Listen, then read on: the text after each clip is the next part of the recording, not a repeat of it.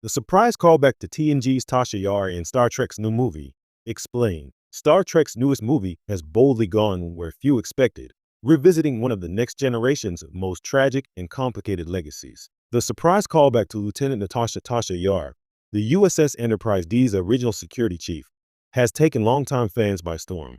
For decades, Yar's story symbolized both the promise and pain of Starfleet's 24th century ideals. Her shocking death in TNG's first season was one of the franchise's most controversial creative choices, and her later appearances only deepened the tragedy. Now, Star Trek's latest film reopens that wound, but in a way that finally gives Tasha Yar the recognition she always deserved.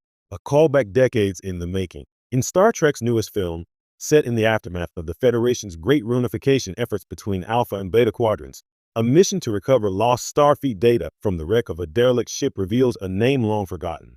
Lieutenant Tasha Yar. The discovery comes through a recovered holographic log marked Project Resurrection, tied to a classified 24th century operation aboard the USS Enterprise C. What follows is more than a nostalgic Easter egg. It's a reckoning. The movie uncovers fragments of Yar's final mission before her capture by the Romulans, filling in the emotional and moral blanks left behind since her last canonical appearance in TNG's Yesterday's Enterprise. By bringing her legacy into the 25th century, the film ties the struggles of the modern Federation to the ideals Yar embodied: loyalty, sacrifice, and the human will to overcome darkness. Revisiting Yesterday's Enterprise. For longtime fans, Yesterday's Enterprise remains one of the next generation's finest episodes, and the backbone of this film's callback. In that episode, Tasha Yar was resurrected through a temporal rift, joining the crew of the Enterprise C in a desperate mission to restore the proper timeline. Her decision to stay behind, a gesture of bravery and destiny, became one of TNG's defining moments. But the story didn't end there. Yar was captured by the Romulans and became the mother of Sela, a half-Romulan officer who would later menace the Federation. It was a complex legacy of sacrifice twisted into tragedy. By referencing those events, the new film doesn't just nod to TNG continuity.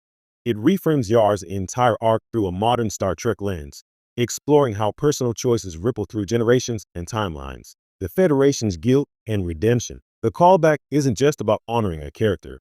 It's about confronting the Federation's past. In the movie, the crew's discovery of the Project Resurrection logs reveals that Starfleet had quietly buried records of Yar's final days, uncomfortable with the political implications of her Romulan captivity. It's a bold narrative move that mirrors the film's larger theme, that the Federation, for all its progress, still struggles to face its moral compromises. The recovered recordings of Yar's final transmissions, preserved in Starfleet archives, become emotional anchors throughout the film. In them, she speaks not as a soldier, but as someone who found meaning in her suffering, pleading that Starfleet never forget the cost of its ideals.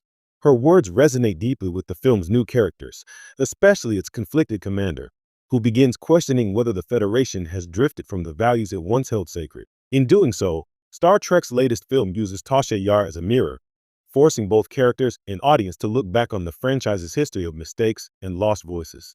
Denise Crosby's emotional return. Perhaps the most unexpected part of the callback is the return of actress Denise Crosby, who played Tasha Yar across TNG in its time-twisting episodes. While she doesn't appear in person, her voice, restored through archived dialogue and new recordings, guides the film's emotional climax. Her performance bridges the gap between old and new Star Trek generations. Crosby's involvement lends authenticity and gravity to the film's message.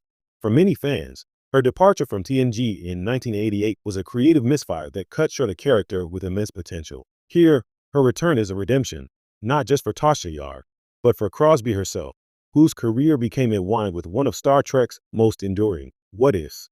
What this means for the future of Star Trek. The callback's deeper meaning lies in how it reframes Star Trek's legacy of sacrifice. The film suggests that every generation of Starfleet officers stands on the shoulders of those who came before, even those whose stories ended in tragedy. By invoking Yar's memory, the movie connects the struggles of 25th century officers to the same moral questions that define the next generation.